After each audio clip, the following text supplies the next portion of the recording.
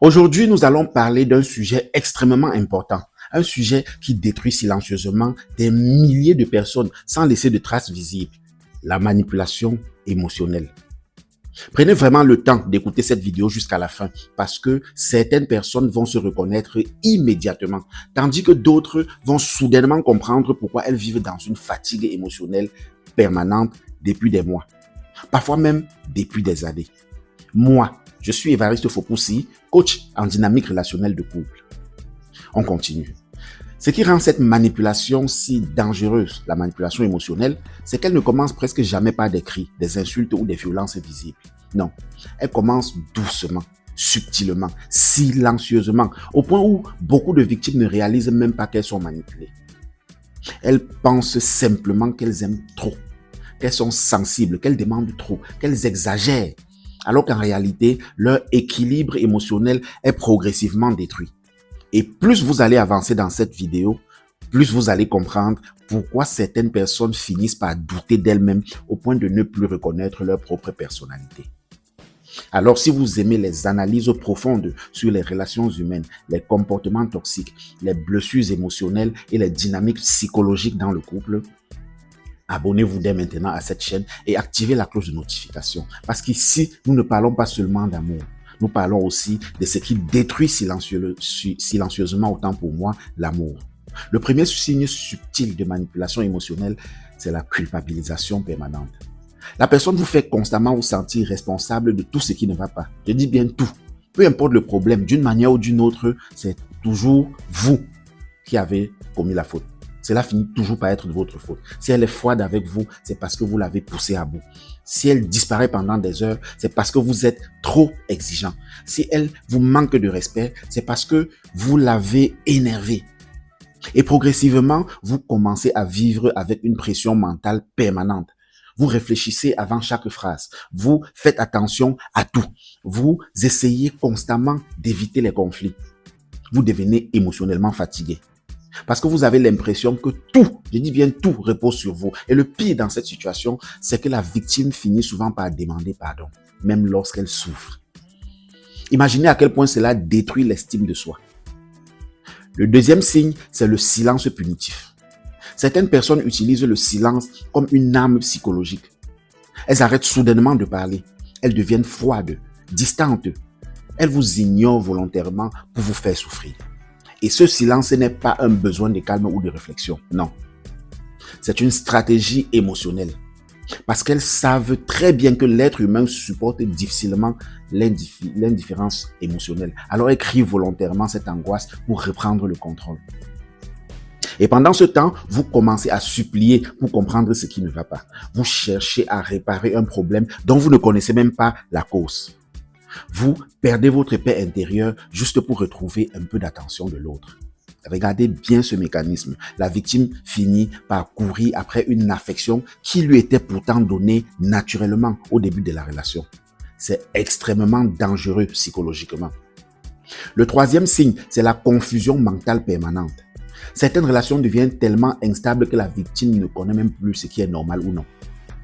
Un jour, la personne vous traite comme quelqu'un d'exceptionnel et le lendemain, elle devient froide, blessante ou méprisante de façon sans raison claire. Alors votre cerveau entre dans une confusion émotionnelle permanente. Vous commencez à vous demander, est-ce que c'est moi le problème? Est-ce que j'exagère? Pourquoi est-ce que je me sens mal alors qu'il ou elle a dit m'aimer? Et cette confusion est exactement ce qui donnait énormément de pouvoir aux manipulateurs. Parce qu'une personne confuse devient facile à contrôler. Quand vous ne savez plus ce qui est vrai, vous commencez à dépendre émotionnellement de celui ou celle qui crée justement cette confusion. C'est pour cela que certaines victimes restent attachées même dans des relations qui les détruisent. Le quatrième signe, c'est l'inversion des rôles. Ça, c'est l'une des techniques les plus déstabilisantes psychologiquement. Vous exprimez une douleur et soudainement, la personne retourne complètement la situation contre vous. Vous dites, par exemple, « tu m'as blessé ». Et la personne répond, « donc, maintenant, je suis le monstre. Tu vois toujours le mal chez moi.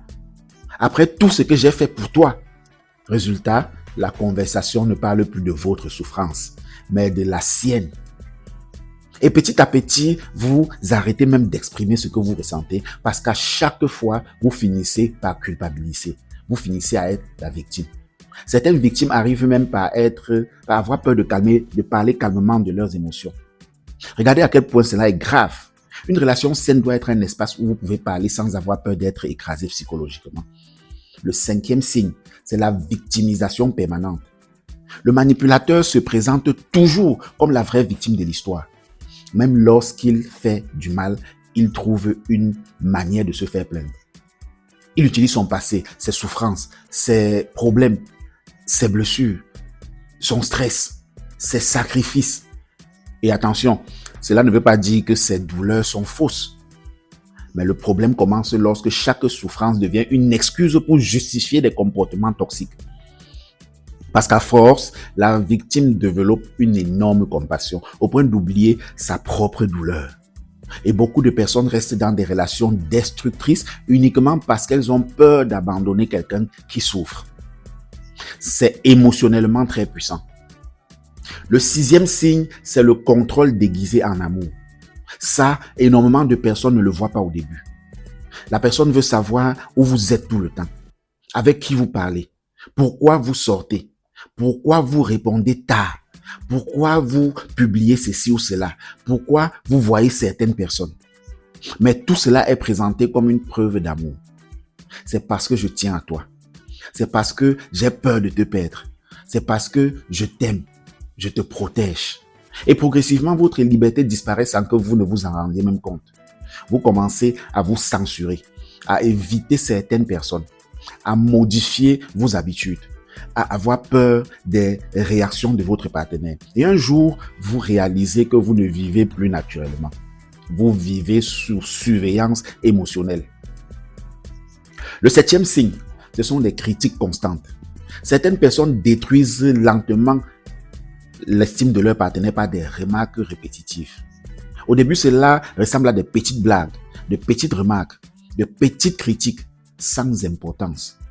Mais avec le temps, ces paroles s'accumulent dans l'esprit. Tu es trop sensible, tu ne comprends jamais rien. Tu n'es pas assez, je ne sais pas, c'est n'importe quoi. Tu n'es pas assez cela. Et un jour, la victime commence réellement à croire qu'elle ne vaut pas grand-chose. C'est comme une destruction psychologique lente. Et malheureusement, beaucoup de personnes restent attachées à ce qui détruit justement leur confiance. Pourquoi? Parce que plus l'estime de soi baisse, plus la peur d'être abandonné augmente. Alors dites-moi en commentaire, lequel de ces signes vous a le plus marqué aujourd'hui? Et surtout, si vous connaissez quelqu'un qui vit ce genre de situation sans réussir à mettre des mots dessus, partagez-lui cette vidéo. Parce que parfois, comprendre ce qu'on vit est déjà le début de la guérison. Et si vous êtes arrivé jusqu'ici dans cette vidéo, abonnez-vous maintenant. Parce que dans cette série, nous allons aller encore beaucoup plus loin dans la compréhension des manipulations émotionnelles, des dépendances affectives et des mécanismes psychologiques qui détruisent silencieusement certaines relations. Mais le plus dangereux, ce n'est pas seulement de subir cette manipulation, non.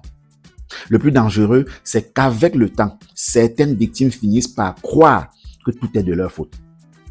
Et c'est exactement ce que nous allons voir dans la prochaine vidéo demain. En attendant, retiens une chose et répète cela chaque jour en toi. L'amour ne te détruit pas. Ce qui est en train de te détruire n'est pas de l'amour.